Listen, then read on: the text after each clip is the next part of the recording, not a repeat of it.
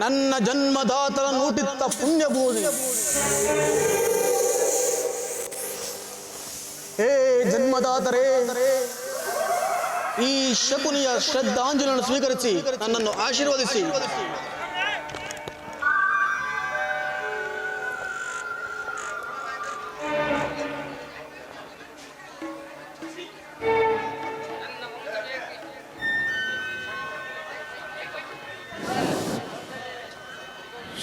ಶಕುನಿ,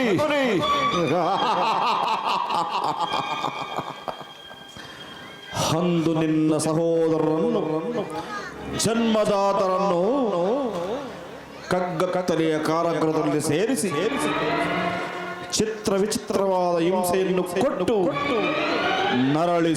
ನರಳಿಸಿ ಕೊಂದ ಆ ದುಷ್ಟ ದುರ್ಯೋಧನ ಹರಮನೆಯಲ್ಲೇ ಇವೆಲ್ಲವನ್ನು ಮರೆತು ಸುಖದ ಸುಪ್ಪತಿಗಳಿದೆಯಲ್ಲಾಡುತ್ತಿರುವೆ ಶಕುನಿ. ನಿನ್ನ ವಂಶವನ್ನು ನಾಶಗೈದ ದುರ್ಯೋಧನ ವಂಶವನ್ನು ನಾಶ ಮಾಡುವೆಂದು ಹೇಳಿದೆಯಲ್ಲೋ. ಏನಾಯ್ತು ನಿನ್ನ ಛಲ, ಏನಾಯ್ತು ನಿನ್ನ ಸೇಡು, ಏನಾಯ್ತು ನಿನ್ನ ಶಪಥ ಶಕುನಿ. ಶಕುನಿ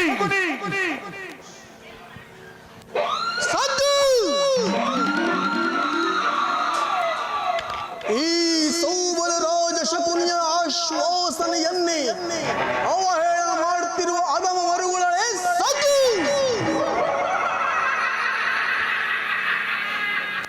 ಈ ಬಗೆಯ ಕೂಗಕ ಕಂಠದ ಕರ್ಕಶಕೇಕೆ? ಏನೀ ಪ್ರಳಯಾಗ್ನಿ ಜ್ವಾಲೆಯನ್ನೇ ಪ್ರಚೋದನೆಗೈಯುತ್ತಿರುವ ಪ್ರಚಂಡ ಮೊತ್ತದ ಪ್ರಳಯ ತಾಂಡವ? ಅಖಂಡ ಭರದ ಖಂಡಕ್ಕೆ ಕೂವಕ ಕೂಟದ ಚೀಕತೆಯ ಪ್ರವೀಣ, ಮೌಸ್ತರ್ಯದ ಮಹಾನಿಪುಣ, ಈ ಸೌಬಲ ರಾಜ ಶಕಿಯೊಡನೆ ನಿಮ್ಮಗಳ ಸರಸ ಸಲ್ಲಪ.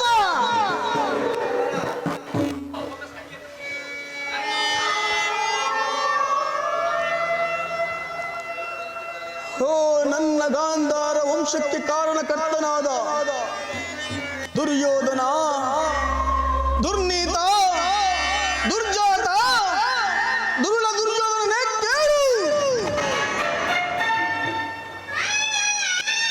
ಅಂದು ಹತಭಾಗ್ಯ ಸಹೋದರರು ನನ್ನ 99 ಮಂದಿ ಸಹೋದರರನ್ನು, ನನ್ನನ್ನು, ನನ್ನ ಜನ್ಮದಾತರನ್ನು ನಿನ್ನ ಕತ್ತಲೆಯ ಕಾರಾವದಲ್ಲಿರಿಸಿ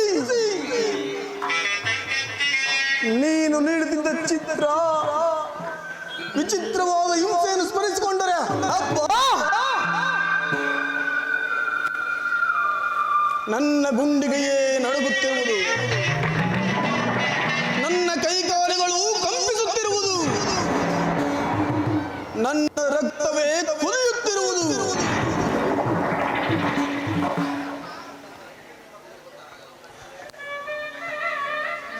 ದುರ್ಯೋಧನ, ಅಂದು ನನ್ನ ಹತಭಾಗ್ಯ ಸಹೋದರರಿಗೆ ದಿನಕ್ಕೊಂದಿಡಿ ಅನ್ನ,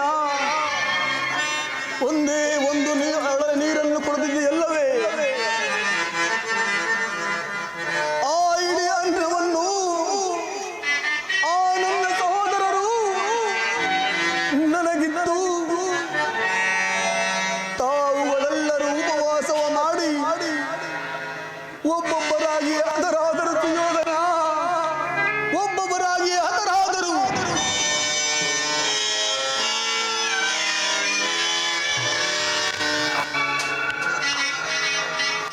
ಆ ದಾರುಣ ದೃಶ್ಯವು ನನ್ನ ಸ್ತುತಿ ಪಟಲ ನಚ್ಚಂಡೆ ಉಳಿದು ನಿರಂತರ ಬಡಬಾವಿದ ಜ್ವಾಲೆಯಲ್ಲಿ ನೊಂದು ಬೆಂದು ಕುಂದು ಕುಶವಾಗಿರುವ ನನ್ನ ಈ ದೇಹವನ್ನು ಅಣು ಅಣುವಾಗಿ ತುಂಡರಿಸಿದರು.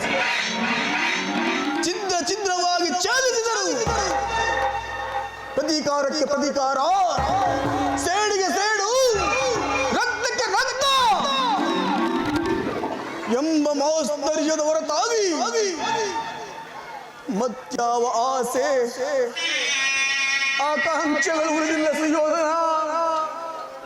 ಮತ್ಯಾವ ಆಸೆ ಆಕಾಂಕ್ಷೆಗಳು ಉಳಿದಿಲ್ಲ.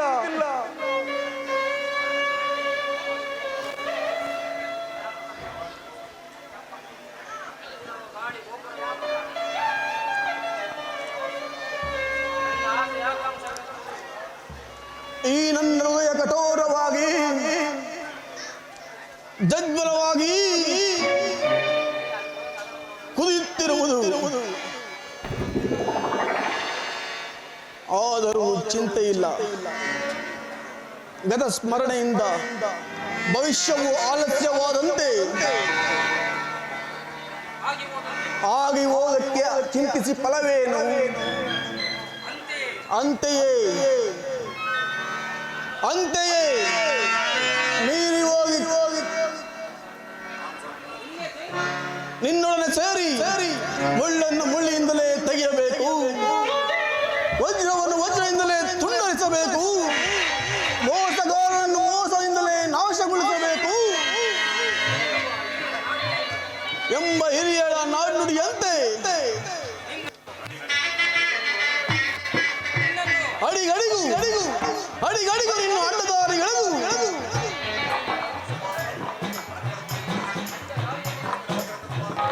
ಹಸ್ತಿನಾವತಿ ರತ್ನ ಸಿಂಹಾಸನವನ್ನು ರಕ್ತದ ಕೋಡಿಯಲ್ಲೇ ಮುಳುಗಿಸುವೆನು. ರಾಜ್ಯದಲ್ಲಿ ಅಶಾಂತಿ ಎಂಬ ಬಿರುಗಾಳಿಯನ್ನು ಬೆಂಬಿಸಿ ನಿನ್ನ ಸಹಿತ ನಿನ್ನ ಸಹೋದರನ್ನು ನಿರ್ಮೂಲ ಮಾಡುವವರೆಗೂ ಈ ಶಕುನಿಗೆಲ್ಲಿಯ ಶಾಂತಿ, ಮನಃಶಾಂತಿ, ವಿಶ್ರಾಂತಿ ಆರದು ಶಕುನಿಯ ದ್ವೇಷ ಗೌರವರು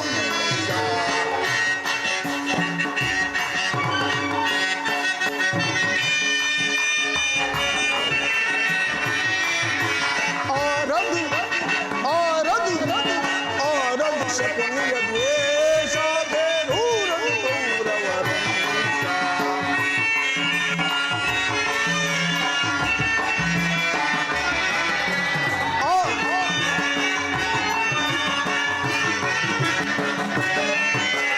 ಆಡಿಸಿ ಕಲಹ ಪತಾಕೆ ಒಳಗೂಡಿಸಿ ವೇಷ ಸಲಾಕೆ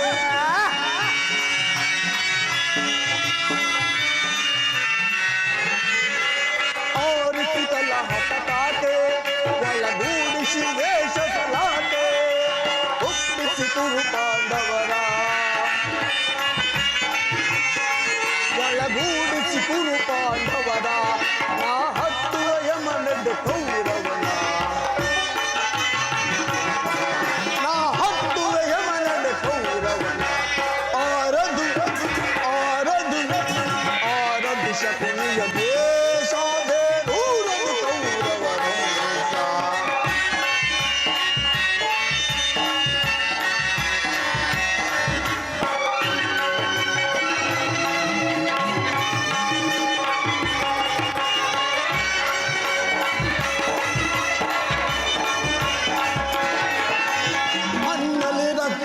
ಹರಿಸಿ ಅವರ ಕಣ್ಣಲ್ಲಿ ನೀರನ್ನು ಸುರಿಸುವೆನು.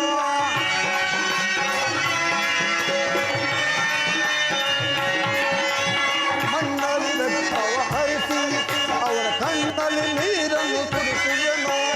ಎಬ್ಬಿಸಿ ಕುರು ಪಾಂಡವರ ಎಬ್ಬಿಸಿ ಕುರು ಪಾಂಡವರ ನಾ ಹಟ್ಟುವೆ ಯಮನಡೆ ಕೌರವನ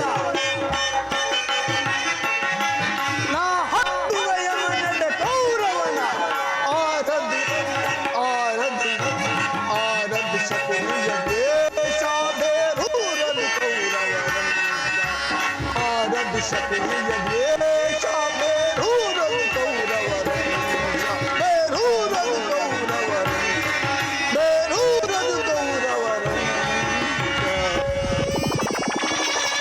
ಅಣ್ಣ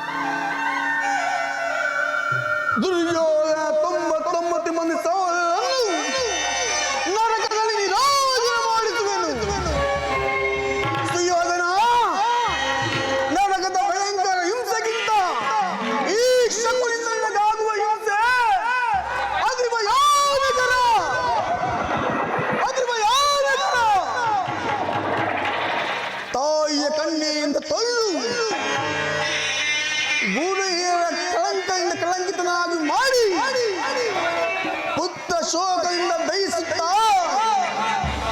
ನಿನಗಾಗಿ ನಿನಗಾಗಿ ಒಬ್ಬರು ನಿಟ್ಟಿಸಲು ಬಿಡುವಂತೆ ಮಾಡಿ ನರಕದ ಮಾರ್ಗವನ್ನೇ ಎಣಿಸುವನು. ನರಕದ ಮಾರ್ಗವನ್ನೇ ಎಣಿಸುವನು. ಯಾರಿಗೆ ಮಾವ ನರಕದ ಮಾರ್ಗ? ನಿನಗೆ ಶಕುನಿ!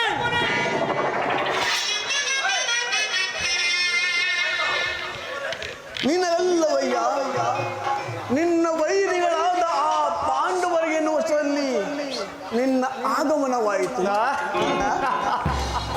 ನಾನು ಮಾಡಿದ ಕಾರ್ಯವು ಹಿಕ್ತವೇ ಶಕುನಿ? ಚಿತ್ತ ಏಕೆ ಕೊಡುವ ರಾಜ? ಜಯದ್ರಥ ಕೃತವರ್ಮಾದಿಗಳು ಸೈನ್ಯ ಸಮೇತರಾಗಿ ಹೊರಟರೆಂದು ದೂತನು ಇದನ್ನ ಸಮಾಚಾರ ತಂದನಲ್ಲವೇ? ದೂತನ ವಿಚಾರ ಈ ದೂತನಿಗೆ ಏಕೆ ಮಾವ? ಈ ದುರ್ಯೋಧನನು ಅಸಹಾಯ ಶೂರನು. ತನ್ನೆರಡು ಕಾಲ್ಗಳ ಸಹಾಯದಿಂದ ಸಮಸ್ತ ಸೈನ್ಯವನ್ನು ಎದುರಿಸಬಲ್ಲ. ಆದರೆ ನಾತಿ ಹಿಂಸೆ, ಸೈತ ಕಲಹ ಇವು ಉಚಿತವೇ ಮಾವ? ಅಂದು ನಾನು ದೋರಕಿಗೆ ಹೋಗಿದ್ದಾಗ ಕೃಷ್ಣನು ಯುದ್ಧವು ಅಧರ್ಮವೆಂದು ಎಷ್ಟೋ ಬಾರಿ ಹೇಳಿದನು. ಆದರೆ ನಾನು ಅವನ ಮಾತನ್ನು ನಿರಾಕರಿಸಿದನು. ವಿಷ್ಣು ಕ್ಷತ್ರಿಯ ಜಾತಿಯ ಪರಮ ವೈರಿ. ಅವನ ಮಾತುಗಳು ಪರಿಗ್ರಹವಲ್ಲ ಬಿಡಿಸಿ ಯೋಧನ.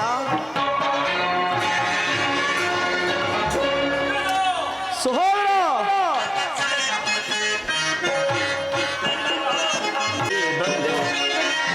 ಕೃಷ್ಣ ಗೈಲಾಗರ್ಯ ಗೈಲಾಗರ್ಯ ಗೈಲಗಾರ್ಯವ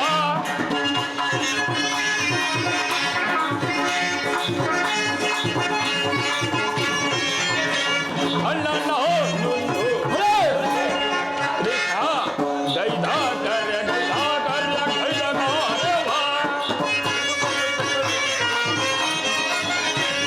ಗೊಲ್ಲಾಗೈದ ಪರಿಯ ಎಲ್ಲವ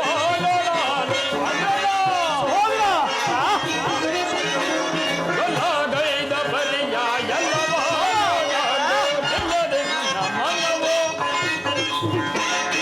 ನಿಲ್ಲದೆಲ್ಲ ಮನವೋ ಅಲ್ಲಣೆ ಅಣ್ಣನ ಕೃಷ್ಣ ಗೈದಾಗರ್ಯ ಗೈದಾಗರ್ಯ ಗೈದಗಾರ್ಯವ ಅಗ್ರಜ ಸಹೋದರ ಕೃಷ್ಣನು ಹಸ್ತಿನಾವತಿಗೆ ಬಂದಿರುವನಂತೆ. ನಾಳೆ ಪ್ರಾತಃ ಕಾಲ ನಮ್ಮ ರಾಜಸಭೆಯಲ್ಲಿ ಶಾಂತಿ ಸಂಧಾನವನ್ನು ನಡೆಸುವನಂತೆ. ಶಾಂತಿ ಸಂಧಾನ ಏನು? ಕೃಷ್ಣನು ಹಸ್ತಿನಾವತಿಯಲ್ಲಿ ನಡೆ ಸಹೋದರ, ಅತಿ ಸತ್ಕಾರಕ್ಕೆ ಸಿದ್ಧಪಡಿಸು. ಅಗ್ರಜ ಸಹೋದರ, ದರ್ಪಿತನಾದ ಗೋಪಾಲನು ನಮ್ಮ ಸತ್ಕಾರವನ್ನು ಗ್ರಹಿಸುವಂತೆ ತೋರುತ್ತಿಲ್ಲ. ಅಗ್ರಜ ಸಹೋದರ, ಅಗ್ರಜ ಅಗ್ರಜಾನ್ವಿತಕ್ಕೆ ಯದು ನಂದನನೋ. ಅಗ್ರಜ ಸಹೋದರ, ಅಗ್ರಜಾನ್ವಿತಕ್ಕೆ ಯದು ನಂದನನೋ. ದರಿದ್ರೋನ್ವಿತ ಗೆಳೆಯ ವಿದುರನಂ ಸಂಧಿಸಲ್. ಗನಗುಡೀರಕ್ಕೆ ಭೋಗಿರ್ಪನೈ.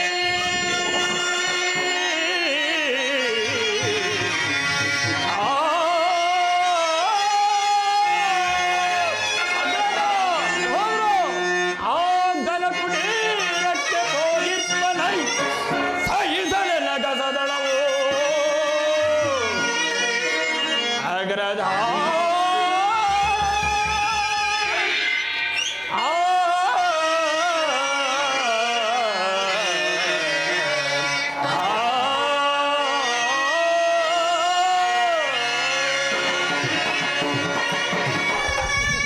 ದಪ್ಪಿತನಾದ ಗೋಪಾಲನು ಆಗಲೇ ನಮ್ಮ ರಾಜಪ್ರಾಸಾದವನ್ನು ದಾಟಿ ಆ ವಿದುರನ ಕುಟೀರವನ್ನು ಆಶ್ರಯಿಸಿರುವನಂತೆ. ಇದೆಂತಹ ಅವಹೇಳನ ಅಗ್ರಜ! ಅವಹೇಳನವಲ್ಲ ಪ್ರಿಯ ಸಹೋದರ. ಯದುಪತಿಯು ಭಕ್ತ ಪರಾಧೀನನು. ವಿದುರನಂತ ಭಕ್ತರು ಆತನಿಗೆ ಮತ್ತಿನ್ನಾರಿರುವರು. ಈ ದಿನ ಆತನ ಸತ್ಕಾರವನ್ನು ಮುಗಿಸಿ ಬಂದೇ ಬರುವನು. ನಡ ಸಹೋದರ.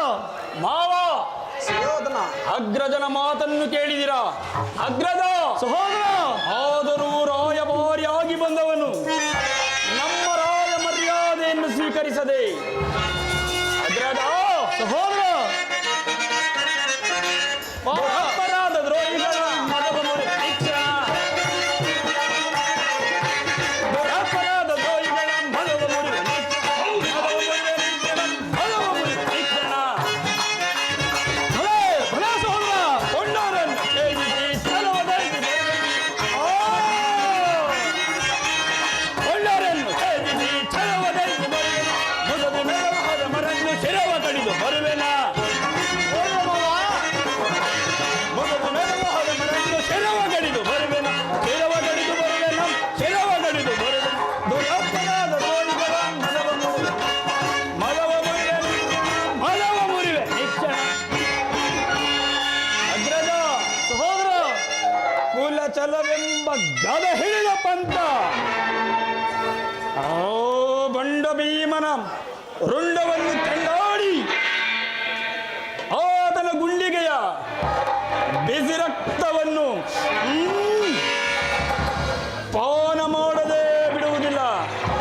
ಅಗ್ರಜ ಸಹೋದರ, ಆ ಕೃಷ್ಣನಿಗದಂತಹ ಸತ್ಕಾರ ನನಗೊಪ್ಪದು, ಒಪ್ಪದು, ಒಪ್ಪಲಾಗದು.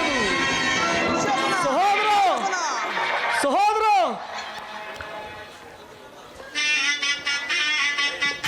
ನೋಡಿದೆ ಮಾವ, ನನ್ನ ತಮ್ಮನ ಕ್ರೋಧಾಗ್ನಿ ಸ್ವರೂಪವನ್ನು. ಮದಗಜಗಳು ಎಷ್ಟೇ ಇದ್ದರು ಹೇ ಸಿಂಹಕ್ಕೆ ಸರಿಸಾಟಿಯಾಗಬಲ್ಲದೆ. ಅಲ್ಲವೇ ಸುಯೋಧನ? ಅದಿರಲಿ, ಕೃಷ್ಣನ ಸಂಧಾನಕ್ಕೆ ಸಮ್ಮತಿಸಲೇ ಅಥವಾ ಕೃಷ್ಣನು ಶಾಂತಿಗಾಗಿ ಇಲ್ಲಿಗೆ ಬಂದವನಲ್ಲ ಸುಯೋಧನ. ಹಾಗಿದ್ದರೆ ಈ ಸಾರ್ವಭೌಮನ ವೈಭವವನ್ನು ತೃಣೀಕರಿಸಿ ಆ ದಾಸಿಪುತ್ರನ ಮುರುಕು ಜೋಪಡಿಯನ್ನು ಆಶ್ರಯಿಸುತ್ತಿದ್ದಾನೆ. ಪ್ರಾರಂಭದಲ್ಲಿಯೇ ಸಹಿಸಲಾಗದ ಅಪಮಾನ. ನೀನು ಈ ಅಪಮಾನವನ್ನು ಹೇಗೆ ಸಹಿಸುವೆ ಸುಯೋಧನ? ಕೃಷ್ಣನ ಮೇಲೆ ನಿನಗೆ ಇಷ್ಟೊಂದು ದ್ವೇಷವೇಕೆ ಶಕುನಿ? ಕೃಷ್ಣನು ಕ್ಷತ್ರಿಯ ಜಾತಿಯ ಕಳಂಕ ಸ್ವರೂಪನು. ಯಾರು ಅವನನ್ನು ಭಗವಂತನ ಅವತಾರವೆಂದು ಪೂಜಿಸುವರೋ ಅವರನ್ನೇ ಧ್ವಂಸ ಮಾಡಿಬಿಡುವನು. ಕಂಸ, ಜರಾಸಂಧ, ಶಿಶುಪಾಲಾದಿಗಳು ನೀನು ಎಂತಹ ಮಿತ್ರರಾಗಿದ್ದರು. ಕಾರಣವಿಲ್ಲದೆ ಅವರನ್ನು ಸಂಹರಿಸಿದನು. ಕಂಸನನ್ನು ವಧಿಸಿ ಅರಳು ಮೂಳು ಮುದುಕನಾದ ಉಗ್ರಸೇನನನ್ನು ನೆಪ ಮಾತ್ರಕ್ಕೆ ಸಿಂಹಾಸನ ಮೇಲೆ ಕೂರಿಸಿ ಸಹೋದರನನ್ನು ಸುರಪಾನ ಪ್ರಮರ್ತರನ್ನಾಗಿ ಮಾಡಿ ರಾಜ್ಯ ಲಕ್ಷ್ಮಿಯನ್ನು ತನ್ನ ಕೈವಶಪಡಿಸಿಕೊಂಡನು. ಇಂಥವನಿಗೆ ಮನ್ನಣೆಯೇ ಸುಯೋಧನ. ಹಾಗಾದರೆ ಅಂದು ನನ್ನನ್ನು ದ್ವಾರಕೆಗೆ ಏಕೆ ಕಳಿಸಿದೆ ಮಾವ? ಆ ನಂದಗೋಪಾಲ ಮನೆ ಬಾಯಿನಲ್ಲಿ ಕುಳಿತು ಸಹಾಯ ಬೇಡುವುದು ಈ ದುರ್ಯೋಧನನಿಗೆ ಉಚಿತವಾದ ಕಾರ್ಯವೇ? ಅದಕ್ಕೊಂದು ಉದ್ದೇಶವಿತ್ತು ಸುಯೋಧನ. ಏನು ಮಾವ ನಿನ್ನ ಉದ್ದೇಶ? ಆಳ ಸರ್ಪದ ವಿಷದ ಹಲ್ಲನ್ನು ಕಿತ್ತ ಬಳಿಕ ಅದರೊಡನೆ ಹೇಗೆ ಬೇಕಾದರೂ ಸರಸವಾಡಬಹುದು.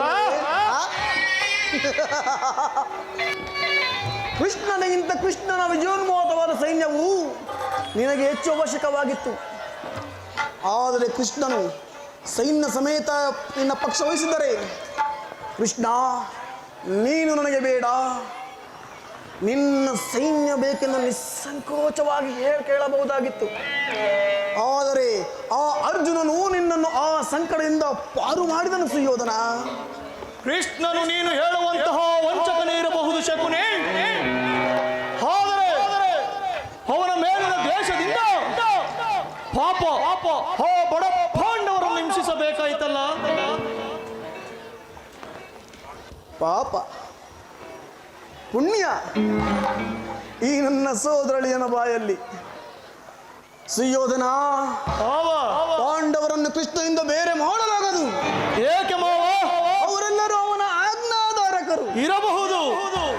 ನೀನು ಸಂಧಾನಕ್ಕೆ ಸಮ್ಮತಿಸಿ ಪಾಂಡವರಿಗೆ ಅರ್ಧ ರಾಜ್ಯವನ್ನು ಕೊಟ್ಟಿದ್ದೆ ಆದರೆ ಕೊಟ್ಟೆ ಹೋದರೆ ನಿನ್ನ ವಿನಾಶಕ್ಕೆ ನೀನೇ ಕಾರಣ ಅಲ್ವೇ? ಶಕುನಿ! ಅಲ್ಲವಯ್ಯ, ಪಗಡೆಯಾದಲ್ಲಿ ಸೋತಾಗಲೇ ರಾಜ್ಯದ ಮೇಲಿದಕ್ಕೂ ನಷ್ಟವಾಯಿತು. ಪುನಃ ಹೊಂದುವುದೆಂದರೇನು? ಕ್ಷತ್ರಿಯ ವೀರರಿಂದ ಅನುಭಕ್ತಳಾದ ಕುರುಭೂಮಿಯ ರಾಜಲಕ್ಷ್ಮಿಯನ್ನು ಭಿಕ್ಷುಕರ ಯಾಚನಾಂಗಲಿಡುವುದು ನಿನಗೆ ಉಚಿತವಲ್ಲ. ಪಾಂಡವರು ರಾಜ್ಯಕ್ಕಾಗಿ ಹಂಬಲಿಸುತ್ತಿರುವರು. ರಣಕ್ಷೇತ್ರದಲ್ಲಿ ಸೆಣಸಿ ವಿಜಯಲಕ್ಷ್ಮಿಯನ್ನು ಕೈ ಹಿಡಿಯಲಿ. ಮೇಲಿಂದ ಮೇಲೆ ಈ ಧೈನ್ಯ ವೃತ್ತಿ ಏಕೆ? ದೇಹಿ ದೇಹಿ ದೇಹಿ ಎಂದು ಸರಿಯಾಗಿ ಹೇಳಿದ ಸಹೋಬಲರಾಜ ಶಕುನಿ. ಯುದ್ಧದ ಹೊರತಾಗಿ ಆ ಪಾಂಡವರಿಗೆ ಒಂದು ಗೋಪಾದದಲ್ಲಿ ಒಂದು ಸೂಜಿಯ ಮನೆಯಷ್ಟು ಸ್ಥಳವನ್ನು ಕೊಡುವುದಿಲ್ಲ. ಅಷ್ಟು ಮಾತ್ರವಲ್ಲ ಸುಯೋಧನ, ಬಾರಿ ಬಾರಿಗೂ ಸಂಧ್ಯಾ ಪ್ರತಿಷ್ಠೆಯನ್ನು ತೋರುತ್ತಿರುವ ಆ ಕಪಟಿ ಕೃಷ್ಣನಿಗೆ ತಕ್ಕ ಪ್ರಾಯಶ್ಚಿತ್ತವಾಗಲೇಬೇಕು. ಆಗಲೇಬೇಕು.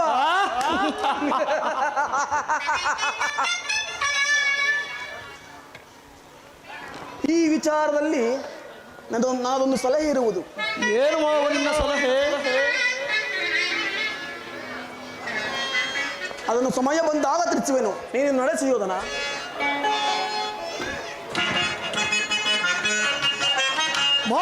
ಶಕುನಿಯ ಸಲಹೆಯಿಂದಲೇ ಮಾವ ಶಕುನಿಯ ಸಲಹೆಯಿಂದಲೇ ಗಡುಕರ ಪದಗಳ ಒದಗಿಸಿರುವೆ. ಮಾವ ಶಕುನಿಯ ಸಲಹೆಯಿಂದಲೇ ಗಡುಕರ ಪದಗಳ ಒದಗಿಸಿರುವೆ. ಬಿಡೇಗಲೆ ಅಡಮರ ಮಾವ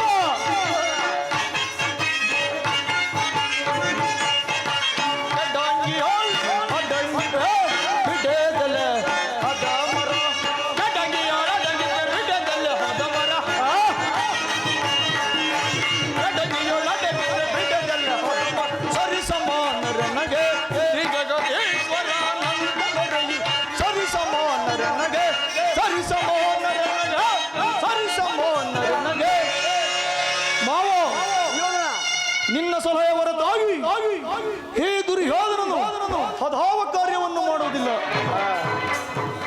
ನಡೆ ಮಾವ, ಸಭೆಗೆ ವೇಳೆಯಾಯಿತು. ನಡೆ ಸುಯೋಧನ, ನಡೆ.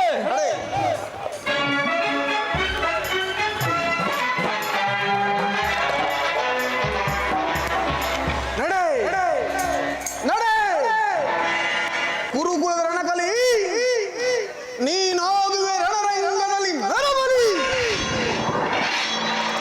ಸುಯೋಧನ, ಬೋರ್ಗರ್ವ ಬಿರುಗಾಳಿಗೆ ತೇಳಿನ ಕಾರ್ಮೋಡವನ್ನು ಹಬ್ಬಿಸಿ ವೇಷಾಗ್ನಿಯೇ ಮಿಂಚುವಂತೆ ಪ್ರಜ್ವಲಿಸಿ ಆಲ್ಬಡಿಸುವ ಗುಡುಲು ಸುಡುಗಳೇ ಈ ಧರೆಯನ್ನು ಬೆರೆಯುವಂತೆ ಮಾಡಿ ಈ ನಿನ್ನ ಕುರು ಸಾಮ್ರಾಜ್ಯವನ್ನು ರಕ್ತದ ಕೋಡಿಯಲ್ಲಿಯೇ ಮುಳುಗಿಸುವೆನು.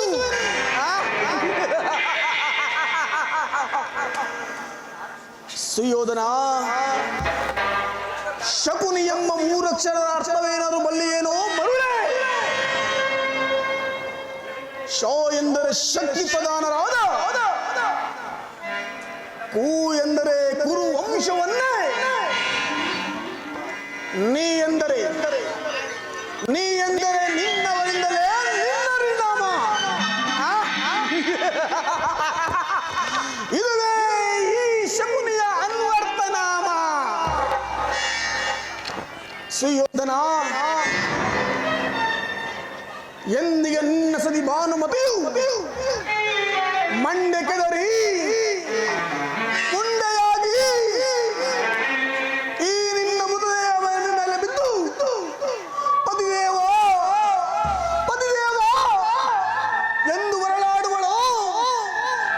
ಅಂದೇ ಅಲ್ಲಿ ಈ ಶಕುನಿಗೆ ಆನಂದ, ಅಂದೇ ಅಲ್ಲವೇ ಈ ಶಕುನಿಗೆ ಪರಮಾನಂದ.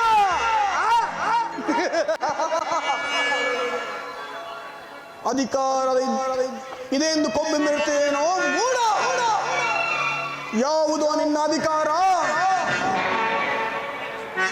ಎಲ್ಲಿ ಹೋದ ನಿನ್ನ ಈ ಅಧಿಕಾರ?